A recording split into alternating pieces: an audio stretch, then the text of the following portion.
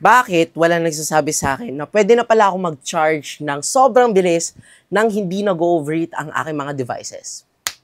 This is episode 5 on Project Innovare where I create 31 videos in the span of 31 days. Guys, ako na mismo nagsasabi sa inyo, stop wasting your money on bulky chargers and in the end, it will just cause your phone to overheat. Especially those people na ginagamit ang kanilang mga devices while charging. Naku po! This is for you. I might have the solution for that. Meet the Zolo lineup from Anker. So ito yung Zolo charger na meron 30 watts and PD 3.0. Quick unboxing. Sobrang liit niya lang talaga and it's perfect for your travel. And it's promised that it's cooler by 13 degrees Celsius compared to the standards. Now, off to this big boy.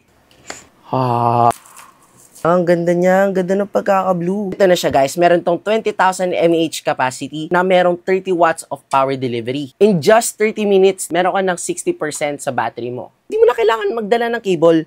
Ito na ang cable mismo. Kung meron ka na nitong items na to, you can always say that you are live charged. And if you guys want to check this out, make sure to check the yellow basket and at the same time, it's on the comment section.